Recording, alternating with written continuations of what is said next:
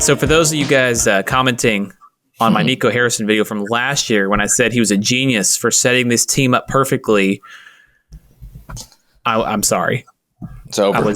It's over. Like, what are you doing? You set this team up perfectly for Luka. To have Luka on the team. You built everything for Luka, and then you trade him away for nothing. It's like the girl leaves you and she was cheating on you the whole time. I can't explain the gut punch that today was. Like, you find out later, and you're like, man, I thought she loved me. But well, the darndest thing is the one that's leaving really did love you. You love Darnell. So I'm just going to tell a quick story. When I was 4 years old, I was a big hockey fan, and I lived in St. Louis. And my favorite player was Brendan Shanahan, and they traded him to the Hartford Whalers. And then he goes on to play with the Red Wings the next year, wins a bunch of Stanley Cups. To this day, I hate the St. Louis Blues. I've never cheered for them since then, and I cannot forgive them. Like, it makes... And this is this type of move for me. This is my player I've been following for a decade, a player that I wanted the Mavs to draft. I was so excited when we got him, and then he turned into like a world beater and gone. I don't understand. It makes no sense at all. Yeah, I can only hoop in world beaters. It's a sure joke. Let me all right, let's break this thing down. I have progressively, we'll start, I know you got some different categories there, but can we just freestyle at the beginning? Yes, because I'm ranting right now. Yeah, feel free. I've had like a tipping of emotion throughout the day. Now I've reached the point of my morning where I'm angry at Nico for doing this, and I think that Luka, I think they really screwed him over. Yeah, they did. And this was a terrible. I'm starting to have a bad taste in my mouth for the Mavericks organization and what they just did to Luka. But this morning when I first saw it, I was so shocked, and I immediately walked into my podcast room and I said, "I freaking called it, dude! Look behind me." You did call it. You're a prophet. No, I didn't call it. No, I think I was excited about it from the standpoint of obviously LeBron's my guy. I think it probably gives the Lakers a better chance this year. We can get into that later. Mm-hmm. But that was my initial thought. I was like, hey, that makes it kind of fun for the Lakers. That'll give me something fun to watch the next couple of years. Kind of like in regard to what we were just talking about. What's keeping you watching the league? Now my two favorite players will be together, but the sad part is our Mavericks coverage is not over. I think they're still going to have – we'll get into who won the team, but that was all – or who won the trade. But all that was going through my mind this morning. I was excited, and then I was gut punched, and then I was like, well, what about my team now? You know, I guess the Mavs are just done. Yeah. That's the thing. So here's the trade. The Mavericks get Anthony Davis, Max Christie, and one first-round pick in 2029, which, by the way, I assume the Lakers will be going for a three-peat then, so it's probably the 30th pick. Potentially. The Jazz receive a couple second-rounders, and who cares? And the Lakers receive – yeah, I mean, he's an afterthought in this trade. The Lakers receive Maxi Kleber, Markieff Morris, and Luka Doncic. And the explanation, I believe defense wins championships, makes no sense to me at all. As Michael, one of our friends, said, the Mavs were a top 10 defensive team after the break last year.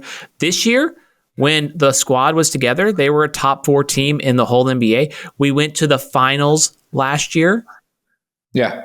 With Luka being the best player, like from a basketball playing perspective, you build around the guy, which they've done. You bring in Klay Thompson as a catch and shoot 3 player. You bring in Derek Lively because he's the rim. I mean, you drafted him, but I mean, like, he was the perfect fit because he could, alley-oop. Yes, defensively, he was a little bit of a liability, but man, There's only one of them. You look at these other guys too, the bigger guys. Kyrie, the trade. Obviously, he got traded there, but on his destination list is Dallas was in the top 3 because he wanted to play with Luka. Klay Thompson leaves the Golden State Warriors with he's the splash bro. He's been there forever. He leaves to play with Luka. He wants to win a championship. PJ Washington's excited. Play with Luka. Everyone wants to be there. They're like, even Klay Thompson, in his press conference today after their game where they got beat by 40 because no one played, but he was like, "Yeah, this is right on par." He's like, the biggest move in my mind was comparable to this was when LeBron went to Miami. And that was on his own regard. He was like, Luka puts up LeBron numbers. Yeah. He kind of being like, hey, he's the next LeBron in the league. But and now he's gone. So, and that's what's so frustrating from the Mavericks is you have the guy, you have LeBron, you have Kobe, you have Jordan, you have one of those guys who is like, there's all-stars, there's all-NBA, and then there's generational superstars. You have the generational superstar, and you never trade those guys. Yeah. You keep those guys, and then you let them walk. Worst case, and that's the other thing from the press conference that didn't make any sense to me at all. He's like, well, part of why we traded him basically was next summer it would be kind of interesting. Well, that's what you get paid for. Because you're going to be due the supermax $340 million, which is kind of your point. They screwed him over on that because now that's going to cost him what? $100 million? 115. Golly. So you screw him over that way. But yeah, that's the point. So if he doesn't want to re-sign the Supermax with you, then you make it an open bidding war for Luka Doncic. Rudy Gobert got 4 firsts and another first-round player. Whatever Bridges guy, which I forget which Bridges brother, he got 5 first-rounders. KD got 4 first-rounders and 2 starters, and you get a pretty good player in Anthony Davis, who is just as injury prone and 6 years older, and also takes 1 play off when he doesn't get a rebound. My thought process prior to the press conference with Nico made it worse because prior to watching that, kind of the narrative that was going through the news cycle was like, this is mainly because Luka doesn't, take care of his body in the offseason, and he hasn't figured out how to take himself too seriously or, his game too seriously. And I'm thinking to myself, I'm like, man, they're really making this about Luka. But my takeaway from the Nico press conference was, I think in his mind, he literally, he said it. He said, long-term for me is 3 to 4 years. So he's thinking in 3 to 4 year windows. Yeah. And I think in their minds, and you could make this argument if you're looking at things in a vacuum for just this season, the last 2 seasons, AD played 70 games last year. Maybe for just 1 year, that's a winning trade. Like if you're playing a video game and you get to hit restart at the end of the season and be like, hey, that never happened. That makes sense. Like, hey, let's get AD for 1 year with the current situation. We don't know if Luka's going to be healthy all year. Cool. But if you're looking at the next decade, that's why he was like, when I first brought it to Rob Pelinka, he laughed. He was like, oh, are you serious? Like, you want, yeah, I'll do that. Sure. I can make that work. Yeah, that's the other thing that doesn't make sense to me is, so you want to win now. So you trade the best player in the planet, or one of the 3 best players in the planet, away so you can win now. And the thing that's just this sets the organization back 15 years, in my opinion. Here's why. So number one, so if you have to win a title the next 2 years. Yeah. The window is 2 years because that's when Kyrie's contract is up, I believe, and you're not winning with a 34-year-old Anthony Davis. No. So you got 2 years. If you win a title, then okay, cool. Would you have won a title with Luka Doncic though? Probably. You know what I mean? Like, I just don't, I don't see how you could, like, they were in the finals last year. What we were saying last summer, it was like, okay, they just lost, but over the next 10 years, he'll probably go back at least twice. Yes. And then for the next 10 years, you have a top 3 player, assuming no catastrophic injury. But And so then you set the freaking Lakers up for the next decade. Well, then the other thing, you screw Luka over. His dad was talking about how he got betrayed, which is a full-on betrayal. So now what free agents want to come here? Who wants to sign and trade and go to the Mavericks? How do we know Kyrie's not going to opt out next summer? Because he could. I mean, he'd have to leave $45 million on the table. But like, this is unbelievably stupid. When I saw the Luka's dad's press conference too, that ended up changing my mind a little bit. I was like, maybe this was kind of like Luka saying to them, maybe they're doing the right thing by him.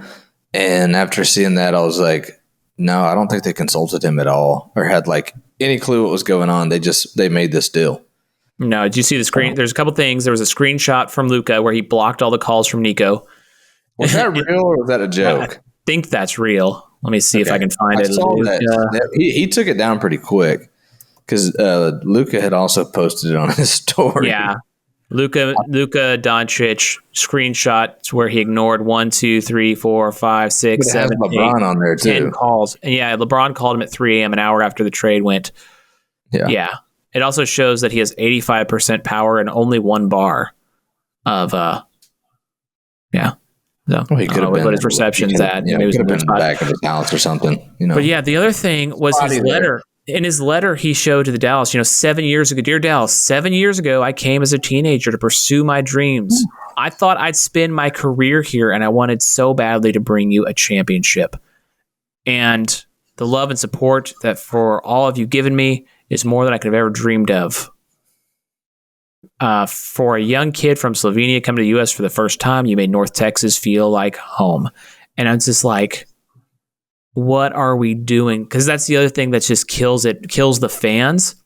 Is this is a guy we drafted. This is the guy we've seen, and we've been up and down. Just like with Dirk, the ups and downs. It made that championship so much more meaningful because that was our guy. If we win with Anthony Davis and Kyrie, it's not going to feel the same. And we're not going to. But it's not going to feel the same as winning with our guy finally coming over the hump after watching for 7 years him battle on trash teams and rebuilding and retooling the roster. And finally it's got it just right for him. And then he winds up, we play the Celtics, who are like a perfect basketball team. And it's like, okay, let's get Clay. Now you're telling me we have a better chance because when they collapse on him, we have the stone cold killer and just pop it out to Clay. So you're going to alienate. I mean, the Mavericks lost 1 million followers on Instagram, I think, today. That's crazy. You're alienating fans for the next 15 years as well. You're going to be the Wizards. You're going to be a team no one cares about. There's no way, there's some, I have a couple conspiracy theories that I want to talk about, but let's do it. The first one I want to break down though, and then I'll give mine, is there's no way it was the money, because you just paid Cuban $3.5 billion for 73% of the team. Cuban still has like 27% ownership. You're going to produce power, apparently. If you're trying to save 115 mil, they're going to produce way over that in jersey sales and ticket sales and what people are canceling their Mavs TV subscriptions. Like, there's absolutely no way it can be a money thing. 315 mil to a family that just bought an asset for 3 to 4 billion is nothing. Yep. So, or 115 out of the 350, whatever the case may be. I don't think it's a money thing. I think literally this was a changing of the guard. This was a Nico decision, and it wasn't signed off by Cuban. Obviously, Cuban would never trade him. I don't think he had that voting power anymore. I think it was Nico straight to the new owners. But no, one of my conspiracies is, I don't even know if it's a conspiracy, but I think this could have been, I think there's a lot more stuff that's league oriented than we think. Like the most recent would be AD gets traded to the Lakers. what are the stinking odds that the Pelicans that summer are getting the number 1 pick in Zion? Like, that kind of stuff to me, I think kind of gets shuffled through. They're like, hey, let's get AD to LA. It's a great market for us. We're going to make sure you guys get the number 1 pick this year. Luka going to the Lakers and this kind of like rivalry creating some, drama. Mm-hmm. LA and Boston in the finals is the best thing for the league. Yeah. I mean, it's going to produce the most ratings. I think it's produced the highest TV ratings in the finals since the Bulls run. Can I add on to that? Yeah. So it also mentioned Adam Silver talking about starting a European basketball league a few weeks ago, and I didn't bring it up on the pod, but yeah, that could be your most popular European player now plays on the marquee franchise. So that'd be that's so the reason people turn to conspiracies is when reality doesn't make sense. Yeah. So let's hear them all. So that's one. You got another one? No, that was the biggest one. That essentially this was. I wouldn't have been shocked if this was, the Buss family, the NBA brass, and the Mavericks' new ownership in a room together saying, "Can you guys make this work? Because this will help the league." And everybody kind of saying, "Yeah, we're on board with this. We'll take AD. We'll send Luka. He'll be in LA long term. That keeps our best market up and running. That gives you a plan for when LeBron's gone, especially with the viewership going down. We got to keep the league, up and going. That'll make all of our teams, value stay up." So that was the biggest one. So my other one is maybe going along with that is that the ownership wants to move the Mavericks to Las Vegas. Yeah. And that would make sense of, okay, if you want to move to Vegas, here's what I need you to do. Because we've seen this before, like when the St. Louis Rams moved to Los Angeles, you got to tank. You got to be mediocre for a long enough time. You got to get the fans mad at you or emotionally detached. Mm-hmm. And then at that point, you can try with the city to make improvements. And then when they don't give into your outrageous demands, then you're like, okay, well, we're moving. So that's the only other one. That's kind of honestly what I hope at this point is like there has to be a conspiracy because otherwise I just want to throw up. Well, I mean, I guess I do have one more. Go for it. I've had this thought in my head for the last 2 to 3 years, and I was not lying when I said this. Luka, my thought process with him was he signed the extension after his rookie deal. That puts, $240 million in his pocket. Oh, yeah. Whatever. Take out taxes and all that. He's sitting pretty. You got $100 million in the bank. It's not bad. You get to that 7th, 8th, 9th year, and you still don't have a chip. I always thought Luka's leaving. He's from one of the most beautiful countries in the world, and he moved to the U.S. to be in Dallas, Texas. He could be in Miami. He could be in L.A. He could be in New York. And, wherever he goes, he's going to be the guy. So I always had the thought that he may leave. And my thought this morning was that they knew something we didn't know. Luka had told the Mavs, hey, I'm going to LA in a couple years, or I'm leaving. Like, do what you need to do. The problem is Nico didn't say that in the press conference. That did Luka give any indication? I mean, he would never say that, though. But then why would you trade him? Because then he's under contract this year, and then under contract all of next year. You could have gotten. That's the killer part to me, though. You could have gotten the entire team. You could have gotten let's say you want to trade him to Oklahoma City. Maybe he doesn't want to go there, but you could have gotten 5 starters and 4 first rounders, right? You could have traded him to the Rockets and gotten 3 or 4 starters and 5 first rounders. You could have traded him to the Spurs if you really wanted to, and also 5 first rounders because they just made a trade for Fox, which included 3 first rounders. Right. You could have traded him to the 76ers, gotten Maxey, gotten 3 first rounders, and 15 pick swap. You could have done. You could have traded him to the Nets, got Ben Simmons, gotten 7 first round picks. I don't know. Yeah. You could have done 1,000 other things. The value better. For it's it's still shocking. It's like, oh, really? Like that's. If you look at it from this perspective, it was actually a pretty clean trade in terms of just, hey, here's a couple guys. You didn't have to read a whole lot. No, it was just that. It was like, does the money work? Because I'm looking at it. AD's like 60. That's the other part, man. Right now, we owe AD 180 mil. Yeah. Over 3 seasons. He's not that. That's the thing. AD is not. He makes 20 mil more than Luka. He's not that good. He's fine. He's an all-star. He's good. Yeah. But he's not that good. Top 10 guy. Yeah. Top. Wait, what number did you say? I'd say he's the top 5, top 10 guy in the league. AD? Yeah. Oh, I'd put him at like 20. When he's at his peak, when he's peaking. Well, that's the problem you got to take when he's browing. No, I mean, like the whole season. When he's 40 and 20 and he's playing, but the issue with him is, he'll be 40 and 20, and then in game 3 he'll be 6 points, 2 rebounds. All right, let's play a game here. I'm going to name some players. You tell me who's better, this person or AD. So LeBron or AD. Say it. I'm going to go LeBron. Thank you. Obviously Luka. We'd say that, right? Jokic. Giannis. Depends. Probably Giannis. Okay. So he's got Steph. And obviously this season. I'd take AD this year. I would take Steph.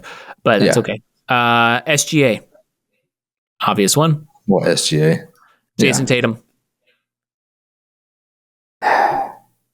Stop it. You're making it difficult because he's in a system. You get to the point where we'll take him out of the system. Yeah, in a vacuum, who would you rather have on your team for one one season? We're at the park. I'd take Jason Tatum. Joel Embiid, because that's who I put him on par with. I would take AD. Yeah, AD and Joel Embiid are similar to me. Yeah, he's about right. I would say, they are a comp for each other. Tier 2-ish. Right here. Yeah. There's like MVP, Tier 1, Tier 2. Yeah, he's an all-star, so he's obviously top 24. He's an all-star. He's great. He's an all-star starter. So that's fan voting. It doesn't really matter to me. Well, it's weighted. Yeah, because you're on the team with LeBron, you're going to start. Didn't Zydrunas Ilgauskas start one year? And there's players and there's media. It's a weighted vote. So okay. No. Anyways, but where's Greg when you need him? I know, right? just this just kills me. From a league perspective, ratings will obviously be better, like you said. Great for the league. For I don't know. For everyone who cares about basketball, it sucks major. Now, I would say on, what does this do for, the race for the for the Western Conference? Like for me, the Rockets and the Grizzlies are not ready yet. They're pretenders. Mm-hmm. It's really for me now the Nuggets, the Lakers, and the Thunder. Yeah. The T-Wolves have turned it around, but I just don't believe in that team. Personally, I'm gonna just say it. I'm all in on the Lakers now. Yep. I hate that team so much. I got all my chips in. And I'll actually watch that Knicks game. Was it last night? Mm-hmm. Yeah. And they looked incredible. Bronny and I was thinking that they don't need AD. The only thing that they do need now is they need a big. They got some shooters. The Mavericks didn't throw in Daniel Gafford as a kicker. They got Dodo back. That was our guy too. We love Dodo. Dodo and Luka are back together, so that's awesome. That's great for them. So happy for them. Here's my question for you. What is this going to do to and for Luka? For Luka, it's just, it can't be too much. He's already a global superstar of the game. He's already one of the most popular players. He's one of the best, if not most skilled players in the league. He does crazy stuff. He does great passes. It just means the movie, Showtime Part 3, when that series comes out, it'll be starring a Slovenian guy. So, for Luka, I don't think it does much. Like, he's the big dog. He's one of the, the only thing I could see it is he starts to take training more seriously because of LeBron. That's the only thing I can see. And I wanted the Mavs to trade for LeBron to pair him with Luka, and instead it went the other way. And basketball's dead. I hate it. I hate the Lakers for this. I hate them. They always do this crap. It's not their fault. It's not their fault. No, it's not their fault. But it's like, you know, I can't believe that they freaking got Luka. It hurts my soul. They got freaking Shaq when the Magic screwed up. The Hornets kind of screwed up with Kobe. They didn't know how good Kobe was going to be. The Grizzlies screwed up trading Pau Gasol to them. And then there was another dynasty. Magic Johnson, they got Kareem, right? With Magic. They traded for, what's that? Am I burping? No, I was going to ask you something, though. Right. Finish one thing. But I mean, do you think that what I was trying to get out of you was, is Luka going to be like this angry? Are we going to get a dark side of Luka now? Is he going to be mad about this? Yeah, he is, but he's mad every night. He loves being the villain. So I've watched, 100 Mavs games, hundreds of Mavs games, and he loves the road more than home. He loves being the villain. He's going to put 80 on us. He's going to beat Kobe's record and put 82 on the Mavericks next time he plays them. He's going to walk by Kyrie. Defense wins championships. Kyrie is like, I don't know, a mesh bag trying to stop water. Like, he's not a good defender. And he's going to destroy the Mavericks every time. He's going to cook them. He's going to destroy them. It's going to hurt so bad, and we deserved every second of it. This is honestly the worst month in Dallas, like 30 days in Dallas sports history. Yeah, it's been rough. You lose your best, your probably best player ever in basketball. With all due respect to Dirk. Right. For the Dallas Stars, the hockey team, Miro Heiskanen, the best player, the top 3 defender, got his knee taken out on a dirty hit, so he's out to the playoffs at best. It's all that. And then the Cowboys hire a very uninspiring. And then they talk about how their playoffs are like, screw you guys. We're left with AD and Jerry Jones. Oh my gosh. Jason Kidd's heartbroken. He would look like a hostage up there. Gosh. None of the players wanted this. You trade their soul out. None of the fans wanted this. You're going to lose so much money from fans not buying jerseys, not coming to the games, not being inspired by the team. There's so few players that you watch that make you love the sport. Like, most guys are just guys who play in a system. There's few players you watch and you go, wow, that's amazing. Like, there's like 3 players in the NBA who do that. Like, even SGA doesn't do that for me. He's great. He works perfectly in a system. He's a perfect player, but he doesn't inspire me. Jokic. Yeah. Maybe Ja Morant, but it's the same thing over and over again. There's just so few players that inspire you. And it's like in each sport, there's like 2 of them or 3 of them. Like Pat Mahomes does that. Josh Allen kind of does that. Saquon's done that this year. They just inspire you. And you traded him for nothing, for an overrated big who's going to miss as many games as, if you're talking about being in shape and playing games, like, so what? Luka misses 20 games a year. It's a wash with those 2. I'll end on this. The guy is 25. When I was 25 years old, I still thought like a boy. I didn't get my man brain until I was like 27. Dirk said he didn't start taking care of his body until he was in his late 20s. He didn't take that. As soon as Luka starts taking it seriously. You're still a baby. I feel like as a man, you're still a baby until you're 26, 25. Right? That's right when you start kind of. And they traded him because he wasn't disciplined. I can't believe it. And they said he's fat.